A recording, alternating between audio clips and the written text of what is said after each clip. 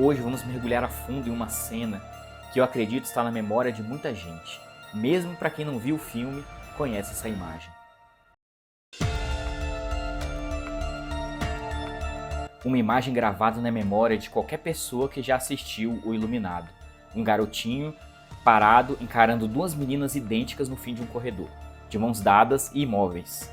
Hoje a ideia não é apenas relembrar uma cena clássica do terror, é entender por que décadas depois ela ainda funciona de um jeito tão visceral. Por que essa cena não sai da nossa cabeça? Um terror que não depende de monstros, gritos ou ataques, mas de algo muito mais sutil e por isso mesmo mais perturbador. Para contextualizar, o Iluminado acompanha a família Torrance, isolada durante o inverno no Hotel Overlook. Jack, o pai, é um escritor em crise que lentamente enlouquece. Danny, o filho, possui um dom psíquico, chamado de o Iluminado, que o faz enxergar os horrores do passado do hotel. E essa cena do corredor é um dos seus primeiros contatos com esse mal. O ponto central aqui é fascinante. O terror não vem de algo extraordinário, ele nasce da manipulação do que deveria ser confortável. Assimetria, silêncio, ordem e tempo. Kubrick pega tudo isso, elementos que normalmente transmitem segurança, e torce até virar ameaça. O corredor não é só um cenário, ele é um pesadelo arquitetônico. Nosso cérebro associa simetria a controle, a jardins bem cuidados, a arquitetura clássica, a sensação de que tudo está no lugar certo. Kubrick usa exatamente essa simetria para produzir o oposto. O carpete, com padrões hipnóticos perfeitamente alinhados, as paredes paralelas, o teto baixo, tudo converge para um único ponto, o fim do corredor. É o uso extremo das chamadas linhas de fuga, que conduzem o olhar para frente, sem descanso, sem escape. O cenário inteiro funciona como um funil visual, empurrando o espectador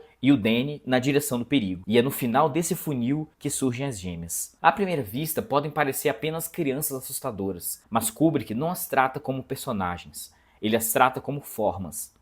Vestidos azuis idênticos, postura espelhada, expressões neutras. Até a distância entre elas parece matematicamente calculada. Elas não são duas meninas, elas são um padrão visual duplicado, um eco humano da simetria do próprio corredor. Isso nos joga direto no chamado estranho familiar, algo que é humano demais para ser um objeto, mas artificial demais para ser apenas humano.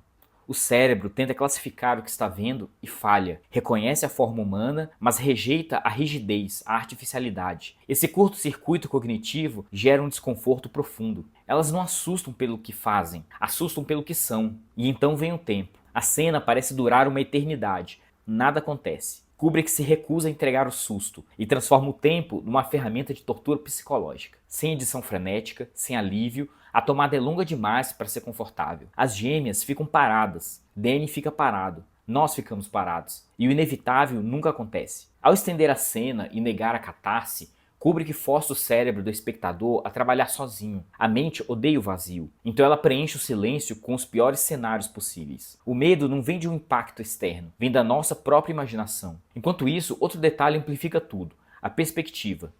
A câmera está na altura dos olhos de uma criança. Não observamos de um ponto de vista seguro. Nos sentimos pequenos, vulneráveis, impotentes. Ao nos colocar na altura do Danny, Kubrick desativa nossa leitura racional do ambiente. Ele nos obriga a sentir o corredor, longo, silencioso, opressor. Nesse estado, cada som ganha peso, e quase não há som algum, sem trilha musical guiando emoções, sem violinos avisando que algo vai acontecer. O silêncio amplia o espaço, e no vazio, o som do triciclo, algo infantil, inocente, vira uma contagem regressiva.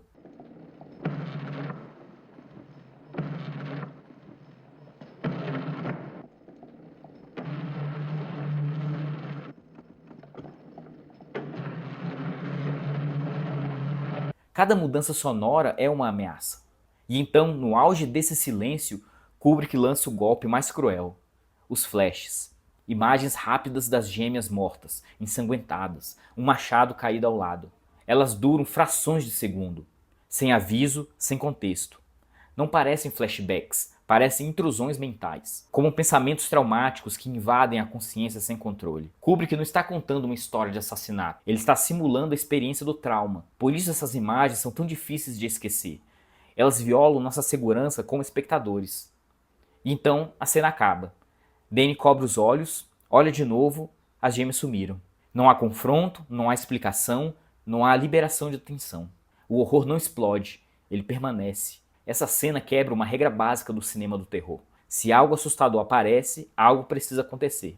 Aqui não acontece nada. O balão da tensão nunca estoura. Ele só continua inflado. E a lição que o cérebro aprende é aterradora. O perigo não precisa agir para existir. A simples presença da ameaça já é suficiente. O medo mais duradouro não é o do monstro que ataca, é o do monstro que fica parado no fim do corredor esperando. A ameaça potencial é infinitamente mais assustadora. E talvez seja por isso que essa cena nos persegue por tanto tempo. Porque ela aponta para algo maior que o cinema. Quais são os corredores vazios das nossas próprias vidas? Quais são os medos que nos paralisam apenas pela presença, sem nunca precisarem de fato atacar?